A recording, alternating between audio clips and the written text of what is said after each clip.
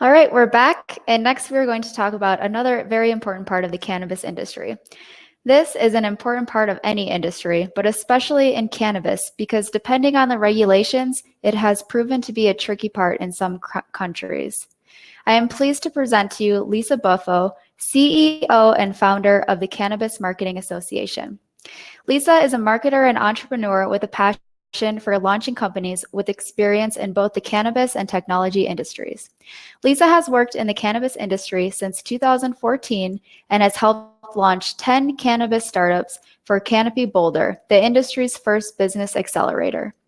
Lisa also launched the cannabis industry's first online wholesale brokerage as their chief marketing officer. Today, she will share her expertise with you about marketing in cannabis. Hi, everybody. My name is Lisa Buffo, and I am the founder and CEO of the Cannabis Marketing Association. I am so excited to be here today and to present to this audience. I've spoken at several industry events, but I haven't yet spoken to a Latin American audience. So thank you so much for the opportunity, MIBCC, and to event organizer Emily Jones for asking me to speak. And thank you all for your time today and for coming. I hope you learned something new and actionable and that we have some fun along the way. So let's get started. So today we're going to be talking about cannabis marketing regulations and trends in the United States and how that applies to Latin America. I'm also going to walk you through the essentials of branding using examples of companies from the United States. And finally, I'll talk about what's important for early stage entrepreneurs to focus on from a marketing and branding perspective. So who am I and why am I here talking about marketing? I have a passion for all things startups and have spent my career working for numerous early stage companies. I've worked in nonprofit, tech, and venture capital and various marketing and operations roles prior to joining the cannabis industry. I moved to Colorado in 2014 to join Cannabis, and I worked in cultivation and at a cannabis business accelerator before joining a wholesale brokerage in 2016. I was the company's chief marketing officer, and it was in that role that I experienced many of the roadblocks cannabis marketers face in the United States. Understanding the local regulations, navigating the tricky rules of social media marketing, and connecting with customers in this brand new era of legal cannabis. And it was in that job that I started having meetings, asking my colleagues, CEOs, CMOs, to talk about the best practices in marketing. What did this regulation mean? How did they pull off this campaign? And how did they handle getting their social media accounts shut down, often time and time again? And from there, Cannabis Marketing Association was born. We built a tight-knit community of communications professionals in Colorado. Our first meeting was in Boulder, and shortly thereafter, we moved down to Denver to be with the heart of the market. It was the first of its kind, and by the end of the year, we had expanded to California. So now we are more than just a group hosting monthly meetings. We have a formal membership structure for professionals and for businesses. We have chapters in 9 United States cities and will have more launched by the end of the year. We host monthly online educational webinars and events in these cities. And we also have an online platform dedicated to providing resources to cannabis marketers, including recordings of all of our panel discussions and speaker presentations, like the one I'm doing now. And collectively, we've had over 2,500 cannabis professionals attend our events nationwide and access our online content, and our membership is growing daily. Next February, we're producing the first of its kind cannabis marketing conference in LA to talk all things cannabis marketing in the United States and beyond, and you're not going to want to miss out on that. So why are we doing this? I'm sure many of you will agree that cannabis and its consumers are stigmatized in cultures around the world. With over 80 years of prohibition and decades of propaganda, there is still a lot of work to be done to expand the narrative around who consumes cannabis and what this plant does. We also recognize the power that marketing has and how it can shape public image. So we are creating a responsible community of professionals who are committed to the highest standards of marketing and ethics. And we believe that by empowering the individuals who create those public-facing communications materials to do their job as best as possible, that we can change the stigma and, just as importantly, build a responsible and diverse cannabis industry. So how big is the global cannabis market? So the cannabis industry is growing at a roughly 30% compound annual growth rate, and it's the fastest growing industry in America. Last year, cannabis was a $10 billion industry in North America, and in 2 years, by 2021, the North American market will more than double to $24.5 billion. And by next year, by 2020, experts predict that the cannabis industry will create more jobs than manufacturing. According to data from BDS Analytics, global cannabis consumer spending will also hit almost $17 billion this year. That's up almost 40% from last year's $12 billion. This means that most of the money to be made is outside of the United States. So who is the average cannabis consumer?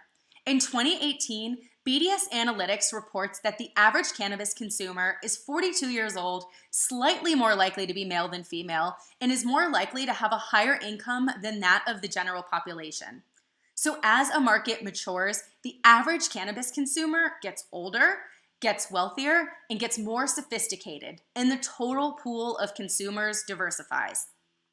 Last year in California, 2018 was California's first year of adult use cannabis. First-time consumers grew by 140% thanks to adult use legalization, and that was even with 20 years of loose medical market. Baby boomers were one of the fastest growing customer segments, increasing by 25% over the past year. Baby boomers are also the biggest cannabis spenders, and on average, they spend 53% more than their Gen Z children. And the number of women consumers in 2018 nearly doubled over 2017. Females now make up almost 40% of cannabis consumers. And Ease, a data company out of California, predicts that equal gender representation among cannabis consumers will happen by 2022. That's only 2.5 years away.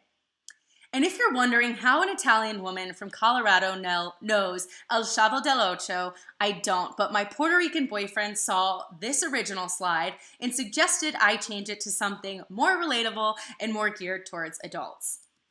So, if the average cannabis consumer was a person, it would have been the professor, a middle-aged, educated man with only slightly more money than his friends. So what products are selling?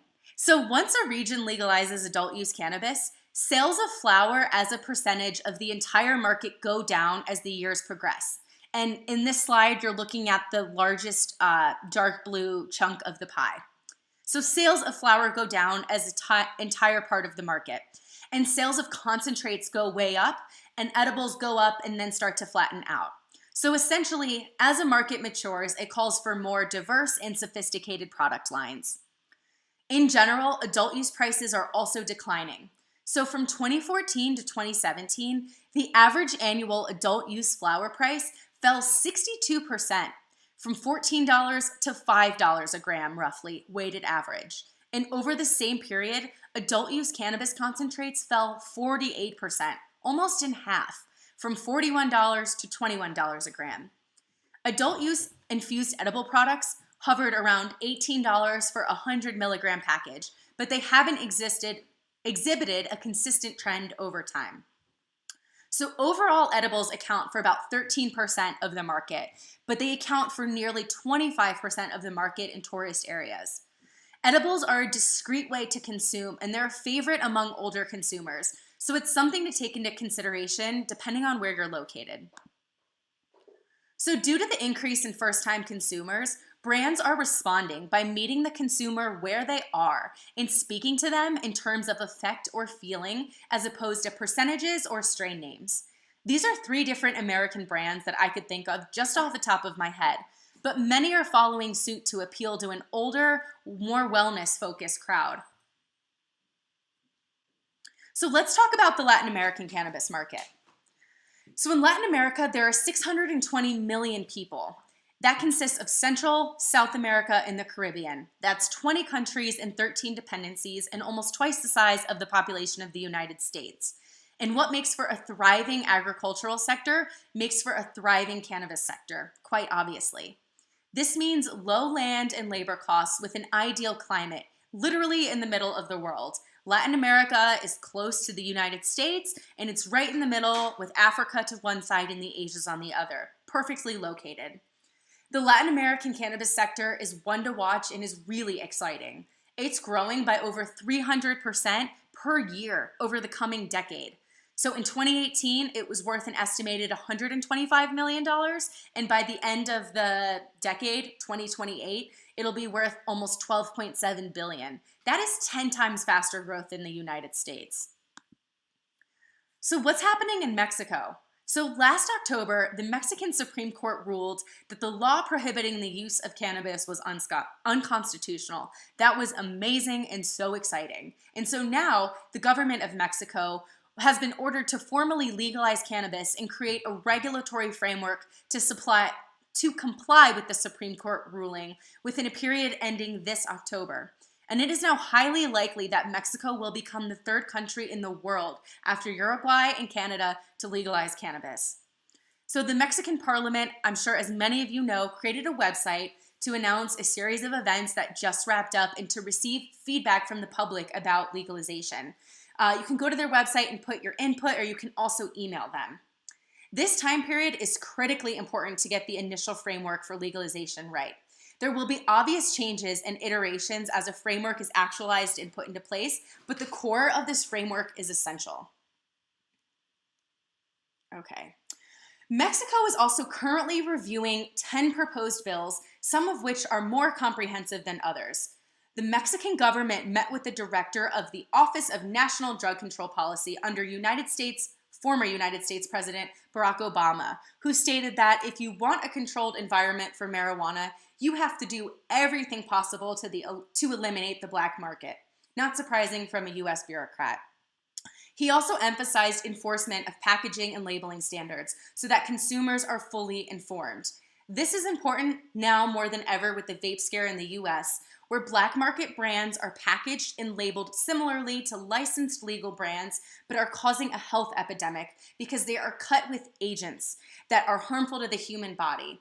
And for years, marketing and advertising regulations have been taken semi-seriously in the United States, or I should say they're not as much a priority. Enforcement agencies have really focused primarily on cultivation and retail compliance, but it is reasonable to expect that this will change both in the United States and abroad as these issues come up. Also, do you guys like my CBD necklace? That's the CBD molecule.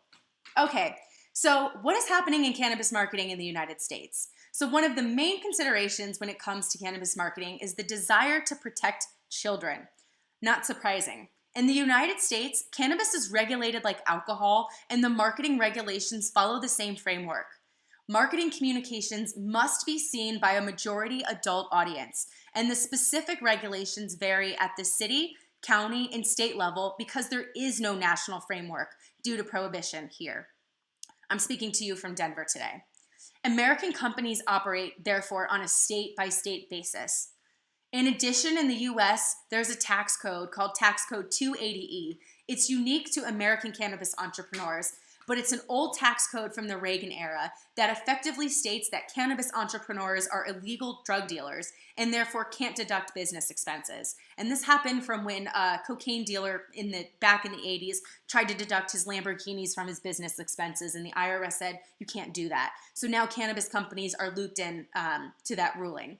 And so, therefore, marketing and advertising costs, which are normal business expenses, can't be deducted from their taxes. So American entrepreneurs are paying high rates by US standards, up to 70% in taxes. So from a financial perspective here, marketing is not seen as an investment. But there's hope for Mexico since the country is working on a national framework first, which is really exciting. One thing that has been consistent here is that the packaging regulations change constantly. Over the years, cannabis packaging regulations have changed as often as every few months to adapt to the various concerns that the industry has seen. The definition of childproof packaging has changed, and the labeling requirements have changed many times as well. The universal symbol seen on this slide, this one is actually Colorado's, and each state has their own universal symbol, but what it does is designate that this product contains marijuana, it contains THC, and again, keep it away from the children. So that's how you distinguish a cannabis chocolate bar from a normal chocolate bar. So this universal symbol at one point was not required to be on the actual products themselves. But now every edible maker in Colorado has to have this symbol imprinted on each dose of each item. So every square of your chocolate bar actually has the universal symbol stamped onto it. And when this change went into effect, companies had to order new packaging and new machinery to comply. This has happened many times. So be prepared for that and consider how much packaging supply you order in advance. So to recap this part of the presentation, as a market legalizes and as the years march on, prices decrease drastically. Remember, 40 to 60% in Colorado. In addition, diversification of people and products increases. We have new first-time consumers, we have older consumers coming in, and we have consumers all across the socioeconomic spectrum coming to the legal market. So there will be a lot of first-time consumers for the first year, and there will be a lot of first-time consumers easily for years to come. Also, anticipate more focus on the marketing regulations, and this is a developing story as we speak, but if you haven't read about what's happening with the vape scare in the United States, I would encourage you to read up about that because I do think we're going to see some changes coming down the pipeline with that going on. And in addition, consider ordering small batches of packaging to prepare for these changes. The first few years in Colorado were insane how quickly and how often those rules changed. Okay, so now back to you. So you're an early stage cannabis entrepreneur. What should you know about cannabis marketing and advertising now? What do I wish all the brands here in Colorado had known from the beginning and in the US? So in many ways, cannabis products are the same to the consumer. I know, but as an edibles brand or an infused product brand, you're really only slightly different than the next, no matter how much we love our products and think they're special. It's an infused product with only a few ingredients. Flower brands, CBD tinctures, same thing. These are 1, 2, 3, 4 ingredient products, hardly noticeable. So how do you stand out and form a connection with your customer? So today, we're going to talk about the 5 things you must consider when starting a brand. First, your brand story. Second, authenticity. Authenticity. Third, buyer personas and positioning. Fourth, differentiators. And fifth, your channels. These are the 5 things we're going to talk about today, and I encourage you to continue to read more about them. Okay, so first, let's talk about the first and arguably the most important of the 5, your brand story. So if there's only one thing I want you to remember from today's talk at all, one thing, it's this. To build a brand is to tell a story. I will say that again. To build a brand is to tell a story. Why is storytelling so important? Storytelling has been around since the beginning of humankind, and it's one of the most foundational aspects of how we connect with each other. I'm sure that as a child, you were told plenty of stories by your mother or caretaker that were annoying at the time, but they were told to you over and over and over again with a level of consistency and enthusiasm that you can still remember every detail and could retell it to me now. Think of a good brand as that story, and of marketers as that mother. The ability to effectively tell that story can determine your success as a brand. And in today's digital age, we are flooded with information. So our brain is constantly trying to sift through that information. Our brains are wired to remember stories, and it chooses which information to remember based on an emotional connection. This connection is important because it gives consumers a rationale for why they buy. When you tell a story effectively, it captures minds and hearts, and this builds trust, and trust is what sells. There is an art and a science to storytelling, and marketers can replicate the science of storytelling by creating content that moves people to take an action. Also, guys, thank you for your patience with me. I love to use my hands and pace and talk when I'm doing a presentation, so this is really fun to do it sitting down. Okay, so back to the science of storytelling. How do you tell the story and how do you make it come to life? So this is a model I encourage you to look at. It's called the 5 Dimensions of Brand Personality. It's a framework put together by Jennifer Aker. She's a Stanford Graduate School of Business Marketing professor and a social psychologist. This framework uses the set of human characteristics to describe and measure the personality of a brand. So she's basically turning companies into humans and describing them as such through personality. Consider this a personality test for your company. So she published this framework in 1997, and it's still widely used in business schools and boardrooms today. Her model is particularly important for an international audience, so take note here. It shows that these brand personality dimensions, which are the 5 words in colored buckets at the top, influence consumer preference and choice. And it also provides a framework that illustrates how to build strong global brands that meet multicultural needs by using the analogy of human connection. And she's done research that basically shows all major brands can arguably be put into one of these 5 categories. So below each of these categories, you see a set of traits.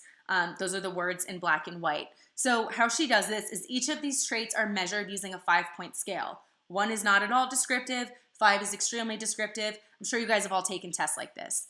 So these ratings describe how a brand expresses these traits. So why is this important when it comes to the science of storytelling and branding?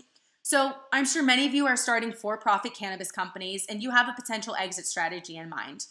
And so you've probably thought about the companies that might want to acquire you. Do you know what their brand personality is? Have you thought about how they may fit into one of these 5 brand personality types? It's something worth considering, and it's also going to help you get to know yourself and your brand, because you as a founder and entrepreneur, as a marketer, and your company as a business is going to continue to grow and evolve. But having this framework gives you some guardrails and a basis to work with. So thinking about potential exit opportunities and other brands out there that might acquire you, you may want to find a complementary way to align with their brand personality, but in a way that is unique and distinguished and truly you, to make you a more attractive acquisition prospect. And I could do an entire talk on this slide alone, but for today's purposes, it's worth looking into this model and seeing how your brand fits into it. And to keep it simple, really thinking about your brand like a human and personifying how it communicates, how it connects, and how it speaks is simple and effective. And this is part of the science of storytelling. Okay, so for the art of storytelling, in this meme, you can see there's a mother dog who's telling stories to all of the adorably cute white husky dogs. So this is where it gets up to you to get creative with your team and bring your brand to life.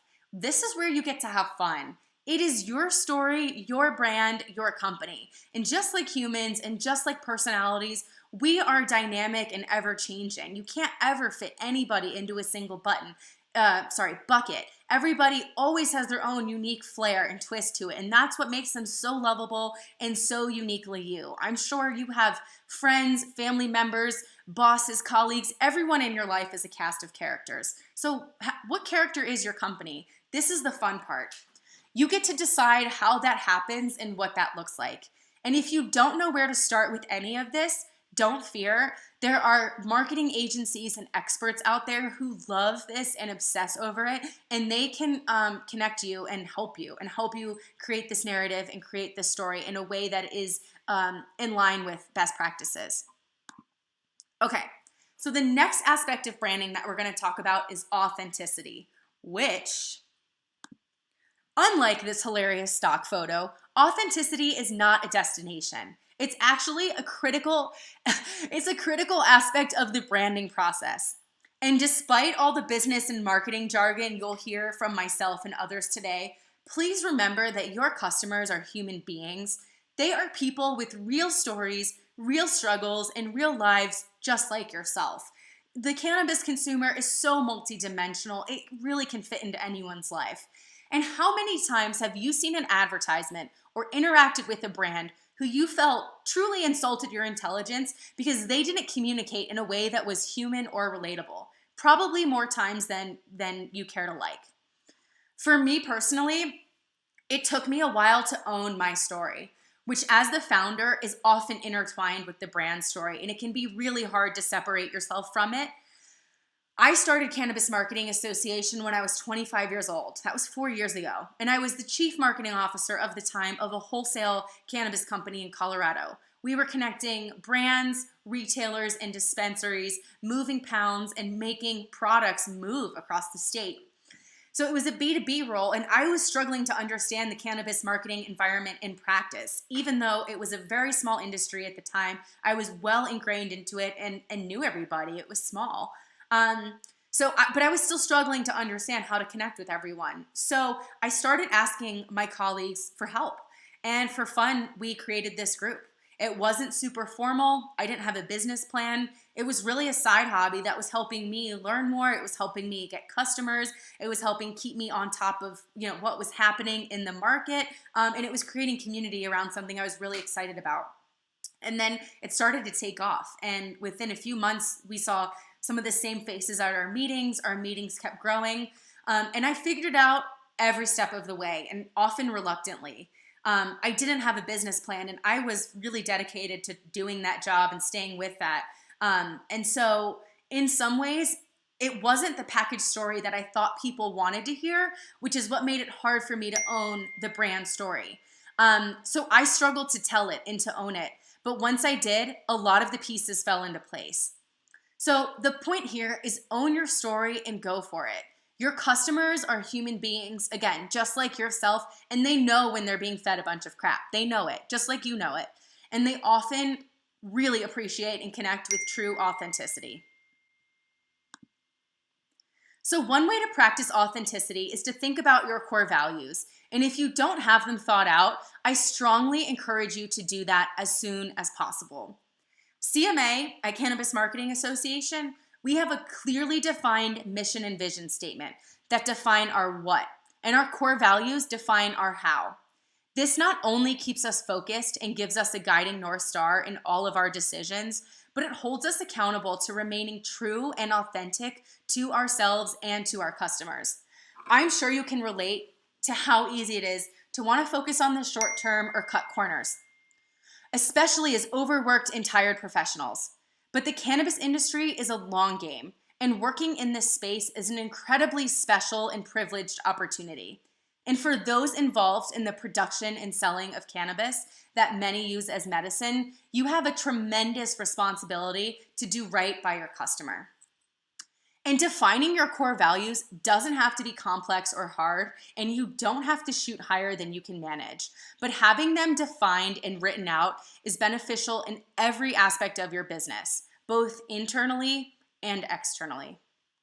Next up, we're going to talk about buyer personas and positioning. So knowing your customers may sound like business one-on-one, but it's also important to make sure you are collecting and understanding the right information about them. You may have a spectrum of customer types, but knowing your core customer is crucial. A middle-aged woman who lives in the suburbs and a young male who lives in the city may have nothing or a lot in common when it comes to your products, but you won't know until you do your research. And in the early stages of your business, you will be making many assumptions. It may feel like too soon to create buyer personas until you have a product launched and tested. And I would actually advise you otherwise and say that now is the perfect time to create these buyer personas. Make these assumptions and put them on paper. Write them down. Get as much information as you can now, even if it's a real guess, and then test. Test these assumptions each step of the way. As you grow, your business will grow. And until you have the facts you can rely on consistently about your consumption, about your customers, you are relying on assumptions. And that is fine and that is okay, but you want to be clear on what is an assumption and what is a fact. So at Cannabis Marketing Association, we actually spent an entire year collecting survey data from our attendees. And we were also conducting focus groups in the different cities where we did our meetups. I learned something new and critical in every one of these tests. Each survey result was different than I expected, and the focus groups often had better ideas than myself or our own team. I even asked my colleagues and friends directly if they thought that the results of these surveys and focus groups reflected their experience in the market, and I got their personal feedback. The data was critical to the foundation of how we launched. There is no wrong way to get this information, and don't worry about it being perfect or even statistically accurate, but trust your ability to fact find and put your assumptions to the test. It can be fun to surprise yourself and find out these nuggets of information. It's like discovering a hidden treasure in your business, except this hidden treasure might help you make more money and do better. It will save you time and, frankly, potentially a lot of money in the long run if you do this upfront. Okay, so one of the easiest ways to do this is to use a tool that's already out there. Hubspot, which is a marketing automation software, has a free buyer persona tool that asks you all the critical information that you need to find out about your customer. These questions will vary depending on whether your business is B2B or B2C. This exercise is important for everyone, but I'd say for the B2B businesses, it's even so more important. Cannabis companies are constantly growing and evolving, and they all start out as small businesses. These exercises ask you to understand who is the decision maker in the organization you're selling to, who gives the yes to buy your product. You need to know how their job is measured, what their goals or objectives are, who they report to, what their job responsibilities are, and how they communicate and gain information. You want to put yourself in their shoes as much as possible and communicate with them accordingly. Marketing is communicating. It's much harder to do this in a startup industry like cannabis, where key decision makers are often wearing many different hats in an evolving organization. Buyer personas should be living, breathing documents that are updated regularly. I would say at least every 6 months, but if you could do it every quarter, all the power to you. That's what I would suggest. And again, once you have your buyer persona flushed out, test these assumptions. You can even print this out and hang it up in your office and allow your employees and colleagues to give input. Put out surveys, conduct focus groups. You can do it cheaply and easily. It does not have to be hard or complicated at all. And don't forget to ask. Back to the human part of things. It is okay to ask your customers how they prefer to communicate and where they get their information. You would be amazed at how much people open up and want to help when you simply ask them and you show a genuine interest in understanding that you're trying to learn more in a way that is respectful. So the cannabis industry is moving so fast. It is like dog years, and it is quite overwhelming because things are constantly changing. But that's the fun part, and that's exciting. So particularly in the early stage, the first few years of your business, I would encourage you to fail fast and to celebrate failing fast. So have your assumptions, put them out there, test them. And when you find out those assumptions are wrong and you get information that tells you otherwise, celebrate that because you are moving closer and closer to the truth of your business. And this is really, really important. So come up with your personas, test the assumptions, get them wrong, have a party, and then revise. You will be amazed in looking back at how much time, energy, and money this will save you. It may seem like a laborious process, but it's really not, and it can actually be quite fun. And the last thing you want is to create a marketing plan based around a wrong assumption, like that your core customer loves to communicate through social media, when in fact they much prefer you don't slide into their DMs and that you send them a respectful email. You can lose someone immediately by not catering to their preferences or needs, and that's if you don't find out and ask. Okay. So let's talk about some examples of successful brands from the United States. So Wana is one of the top edible gummy manufacturers here in Colorado, and they know their core customer. This is a screenshot from their homepage, and that woman, that's actually part of a video that's running in the background. So their core customer, it's a wellness-focused, active consumer living the Colorado lifestyle. I would know because I'm one of them and have been targeted by their marketing, and I enjoy their products. So enjoying the Colorado lifestyle, enjoying hiking, yoga outside, all things mountains, hiking in the summer, probably snowboarding in the weekends during the winter, but also loves edibles. So this screenshot is from that video, and you can see a middle-aged woman who's doing yoga. And prior to this, she had been eating those edibles with some friends. She's deep in meditation, and her dress is reflective of the Colorado lifestyle. It's comfortable, it's outdoorsy, but it's also funky too. And I'm sure you've all heard the old adage, if you can't see it, you can't be it. The same goes for marketing. I also love their tagline, very wellness focused, wanna enhance your life. Simple, effective, easy to remember, and speaks directly to their core customer. So, focusing on wanna enhance your life. This is another screenshot from their homepage. So right below the video I just showed you is this. And they talk about what wanna enhance your life means and who they are and where they do things.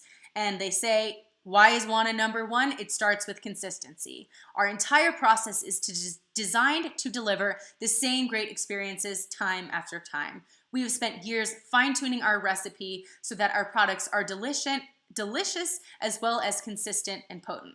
So they're emphasizing consistency as a differentiator, which we'll get into shortly. And then next, they talk about their sustainable packaging. So the average Colorado resident is, again, like I said, active, very green here. We spend a lot of time outside, 300 days of sunshine. In the winter, we're taking Fridays off to go snowboarding. In the summer, we're finding where we can go camp and hike. A lot of time outside, very much in tune with Mother Nature. So to put on their homepage, not on a side page, not in the footer, that they have new sustainable packaging is targeted to their core customer and knowing their core customer. And you can't see it from this slide, but right below that copy, they actually have a video and pictures, and they talk about the packaging. And as someone who has bought their products over the years, I see that their packaging has gotten better. It's gotten smaller, it's gotten more sustainable, and they're talking about it. So that makes someone like me happy to want to go back and buy again because I can see and witness them improving in real time. And then lastly, so remember that example of that story your mother told you and how you, when told properly with enthusiasm and excitement and detail, you could retell it with the same level of enthusiasm, excitement, and detail? Well, to get an A+ in branding and marketing is when you can have your customers, particularly your core customers, become your brand evangelists. When they go out and become your biggest fans, and then they go tell their friends about your products and their family about your products, and they're able to tell your story for you, you couldn't ask for anything better in business. And Wanna knows that. So they want their customers to be their advocates. So they encourage them to post about their lifestyle on social media. So this is again on their homepage. It says upload a photo to Instagram using the hashtag where do you wanna. So it's likely that this person might be hiking, they may be outside, they may be doing yoga, and I could take a picture of myself, hashtag where do you wanna, tag Wanna Brands, and if I win, Wanna will send me a free swag pack of Wanna gear to make me even more excited. So they want their customers, their buyer personas, to incorporate their brand into the day-to-day and reward them for doing so. Here they are communicating directly, not only through their website, but also on social media. Okay, number 4, differentiators. So differentiators are often misunderstood, but a crucially important part of the branding process. So what is the nugget that makes you different? Maybe part of your story is that you're a clean cannabis brand, all organic, natural products, and there's a lot of those out there, and that's amazing. There should be more, and everybody could fit into that category. But what's your differentiator? Do you only use sun-grown cannabis? Do you have a one-to-one program where you give back? And think about differentiators as the best part, just like this cat. What is the thing that you do best? What is your strength, and what do you do better than anyone else out there? Is it your customer service? Is it sustainable packaging? If there was one thing you wanted your customers to remember, just like I want you to remember, to build a brand is to tell a story. If there was one thing you wanted your customers to remember, what is it, and are you proud of it? What could you rest your laurels on at the end of the day? And when it comes to differentiators, you don't just want to communicate this with your customers. You also want to make sure your employees are aware that this is your competitive edge. They should be well aware that this is your secret sauce and be incentivized for ways to improve this area of your business. So if your differentiator is commitment to the environment, then your employees should be on a mission and obsessively focused on finding the best packaging possible and figuring out how to reduce your carbon emissions, and then go win awards for it. And do this again and again and again. Constantly be improving in this area with an obsessive desire. And if you focus with that level of commitment on your differentiators and improving them, you will create a much wider gap between you and your next direct competitor. This is a small but subtle difference, but it has made and broken companies, and it will happen in cannabis. Another thing when it comes to differentiators, you want to be aware of what your competitors' differentiators are, but you want to be aware of it. Again, simply something to be aware of. So you may have a direct competitor who's also committed to the environment, but if your team can do it better and is truly passionate about it, stick with it as your differentiator. Don't stray away from it just because someone else is doing it. And back to authenticity. Again, people are humans and they do what they want to do in life. And if you are passionate about that one aspect of your business and want to use it to differentiate, go for it with full force. Just because a competitor is doing the same thing doesn't mean you can't do it better. And especially if they're not really passionate about it or great. A lot of companies go through these branding exercises and they pick differentiators, but they don't care. And if they don't care and they're doing it because it sounds good, they're not going to be good at it. So it's not a competitive advantage. So something to be aware of what your competitors' differentiators are, but it shouldn't make or break your decision. And one way to notice a company's differentiator is to read the copy on their website and social media closely. Read that copy with a fine-tooth comb. Just like if you go back to Wana, theirs was consistency. What points do they keep reiterating? What keeps coming up? What is that theme? You should be able to find one at least clearly. And how do you feel leaving their pages? See what they're trying to communicate, and also get unbiased opinions. It's really hard to objectively look at direct competitors because naturally we think amazing things about our businesses and our friends and family think amazing things about us. So get some unbiased opinions, colleagues, friends, anyone who will be able to look at that copy and those websites and social media with fresh eyes. It's important, and it's okay that you can't look at it competitively. I don't expect that of yourself. It is much better to receive information that is new or goes against what you think you know than to ignore it completely and miss out on something that could be really important. So let's back to examples. Let's talk about another United States brand. So Bloom Farms is a cannabis brand from San Francisco, California, and they have a clear one-for-one mission. It's how they even define themselves on Google. Their mission page is filled with facts and data about hunger in the Bay Area. And so what they do as a one-for-one company, for every cannabis product bought, they donate a meal to someone in the area, to a hungry person or a family in need. And they even have a ticker on their website that shows how much they've given. They're a brand dedicated to clean cannabis and to supporting small farmers, but they take it one step further and it's paying off for them. They're well respected and well known in the area, and it feels good to buy their products. I've been to San Francisco and I've bought their products, and I leave that dispensary feeling great because I know that someone is benefiting from that purchase. And isn't that what you want for your customer to feel great purchasing your product? So whatever that differentiator is, own it and go all out on it. So again, on Bloom Farms' website, here's the ticker. They even have a great promotional video below that shows their employees. And they're in Bloom Farms t-shirts, they're packaging meals, they're volunteering locally. It explains their mission and how they accomplish it. Again, core values in action, that is authenticity. So figure out what that is for you and then put it to action and go full force. And here, talk about going all out. So they partner with local California nonprofits up and down the state. They market themselves as a homegrown, California-loving, and California-living brand, and they act accordingly, partnering with these various nonprofits in the areas in which their consumers and customers live. Okay, so finally, the last element of branding at the early stage, channels. So channels are ever-changing and an evolving aspect of the cannabis industry. So in cannabis, Fact is, the majority of the battle is fought at retail. This is where the customer makes their decisions, and the retail environment is fairly complex and nuanced. Bud tenders are often minimum wage, young 20-something employees responsible for providing advice to patients and consumers of all shapes and sizes. They make money off of tips, and they usually have a line of customers waiting, so they're trying to move you out the door quickly. So thinking about the retail environment is crucial for cannabis brands if there's nothing else that you do out there. So I would stress that bud tender education is incredibly important, if not probably the most important in my opinion, because the first interaction that a customer has in the retail environment is what? It's when the bud tender asks you, "Hello, how are you today, and what can I help you with?"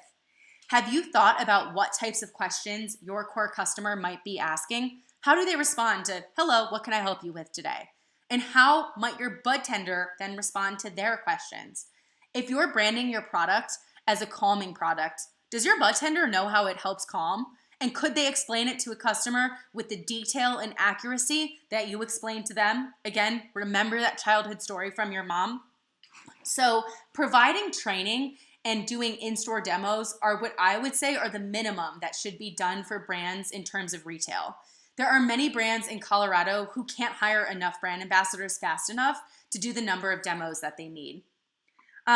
Packaging is important and it's constantly changing, particularly as the climate change debate is ramping up. Consumers are getting increasingly annoyed with overpackaged goods. But it is an important space because although it's small, it's where your brand can put messaging and where your customer experiences the brand in person. It's something that they can touch. And it's something that they will also ultimately dispose of. So you have to think about how they feel when they're disposing of your product. There are packaging experts and consultants out there that can help with this if packaging is not your thing, and I would encourage you to speak with them. Lastly, an interesting trend in the United States that's been happening more and more is that retailers are charging what they're calling slotting fees. So basically it's pay to play for shelf space in dispensaries. I encourage you to read more about this. There's a great MJ Biz article about it.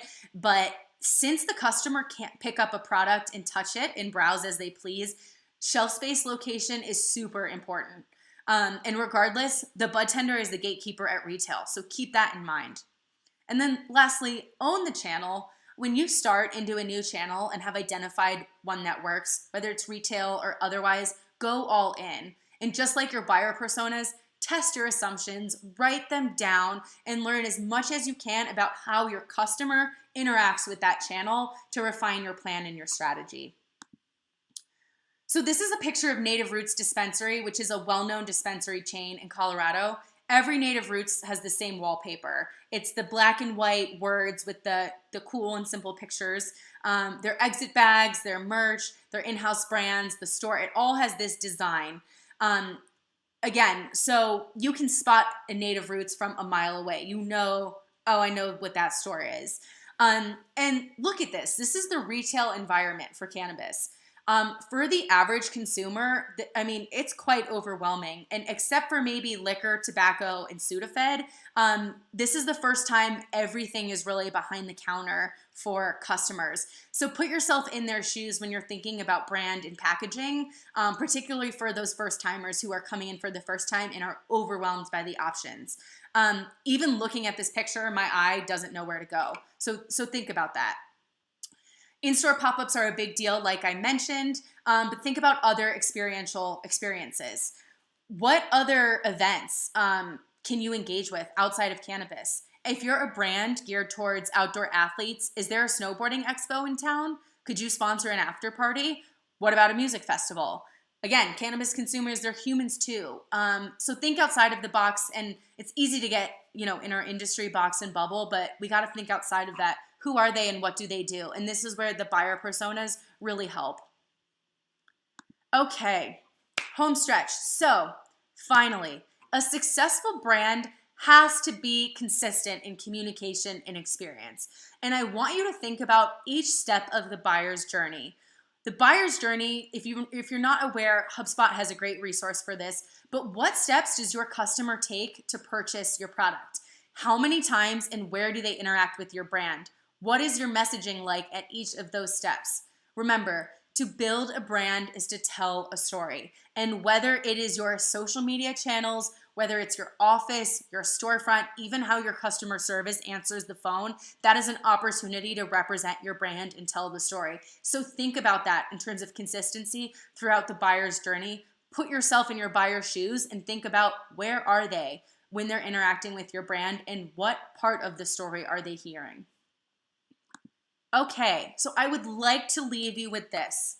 Again, to tell a story is to build a brand, and to do it in the most authentic way as possible will bring you and your customers the most joy and ease.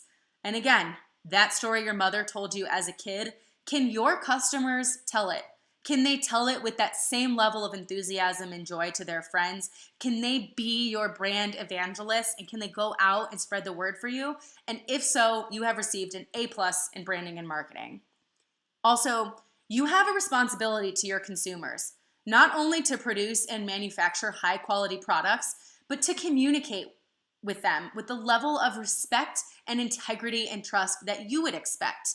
We're talking about patients here. We're talking about all different demographics. You need to understand them, and to understand them as deeply as you can, and test your assumptions constantly and regularly until they become facts. And even when they're facts, keep testing them and keep checking, because things change quickly in cannabis and in our digital world today. So don't forget that. And then finally, we are in such an exciting time in history. The fact that I am even talking to you right now means that we are making history in this room as we speak. And it's exciting as hell, and it is amazing. But it's also very easy for these conferences and presentations to get serious and stressful and overwhelming. And building a business is all of those things, and it's not easy. But it's also an incredibly special and privileged opportunity, particularly now. And if Mexico makes history at the end of the month, there's going to be so much to celebrate. So don't forget to have fun and enjoy every step of the way. Your customers will also see this. They will know. And as founders, you are your company's most valuable asset, especially in the early days. So don't forget to enjoy yourself. Thank you all so very much for your time and for listening today. Here is my resource slide. So take a screenshot. I can email this to you as well, but these are some of the resources I mentioned. Cannabis Marketing Association also has a member directory if you're looking for packaging consultants, agencies. That's all a part of our membership. We can help you find them.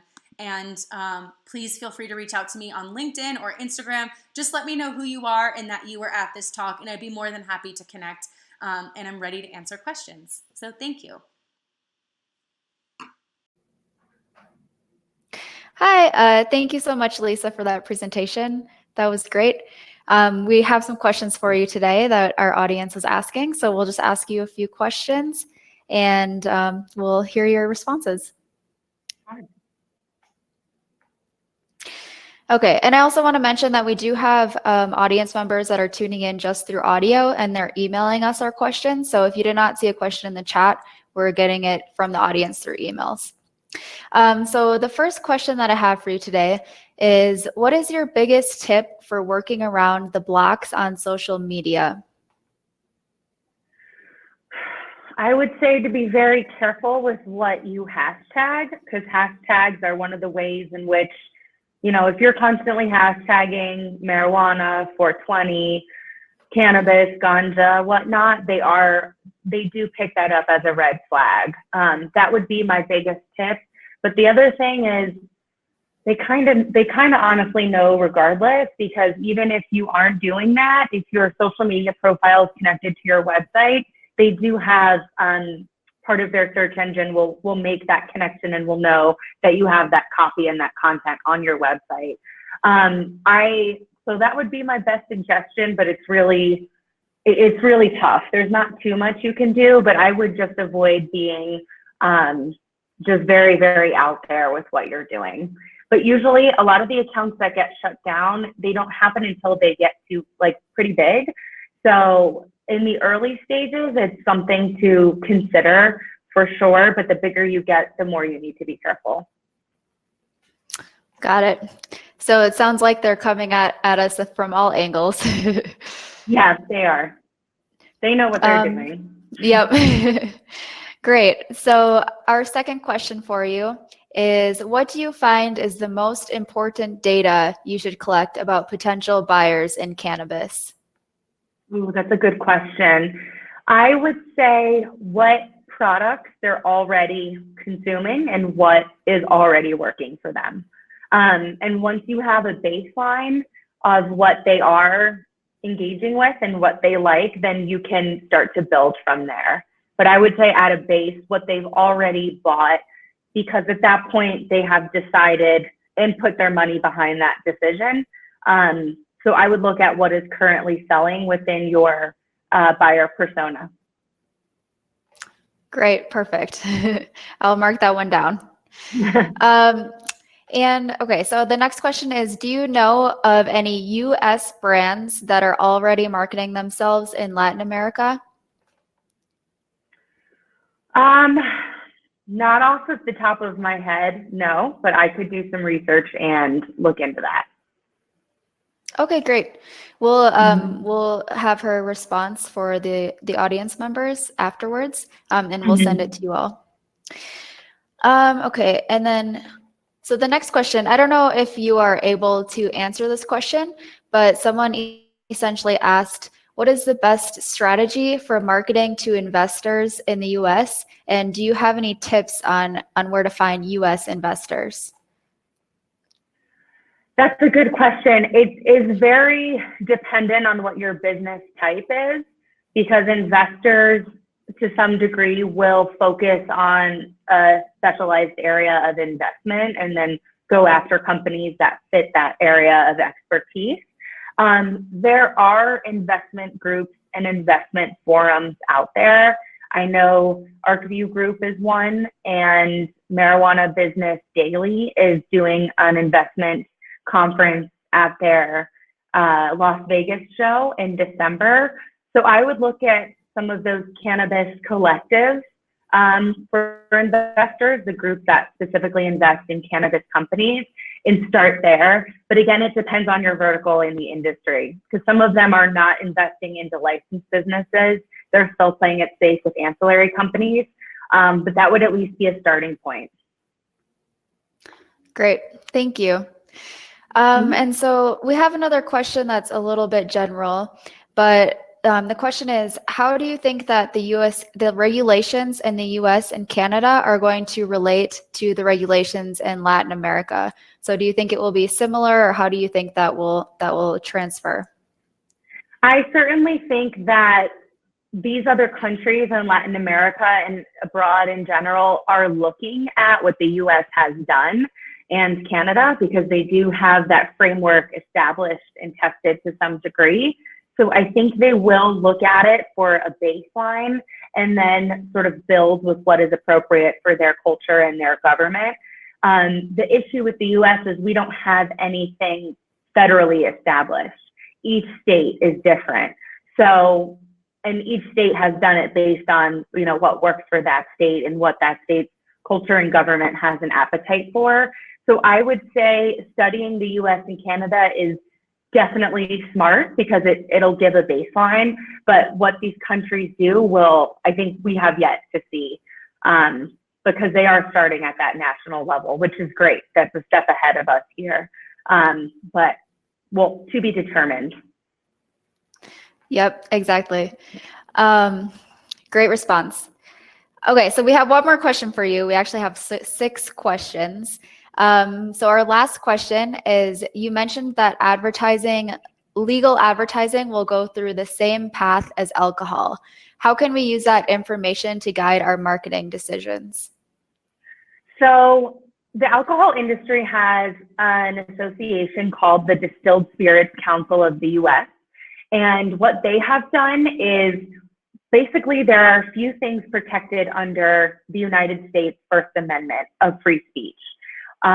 Things like the use of sex to sell alcohol, the use of alcohol as a passageway to adulthood. You can't ban those in advertising because it's free speech. But what the industry has done through Discus, this nonprofit trade association, is they've said, we're going to adopt a voluntary code of marketing and advertising regulations that the industry is going to abide by. So they self-regulate and self-police through the DISCUS code, and that code is the basis for a lot of the legal regulations in cannabis today. And the way alcohol works is that, like, say you were to see an ad that you thought violated one of those self-regulations, you could submit a complaint to DISCUS, and DISCUS will then follow up with that company, take them through a formal review process, and then they publish twice a year a list of the companies that have violated those regulations and what they are. So they almost shame them or embarrass them into compliance because it can't be legally enforced because it's protected through free speech. But that code is certainly worth reading and getting familiar with, because that code is the basis of a lot of the US's regulations today in each state. Perfect. Great response. Very thorough. So that actually is the last question. So thank you so much, Lisa, for joining us today. That was a great presentation, and we learned a lot from the question and answers as well.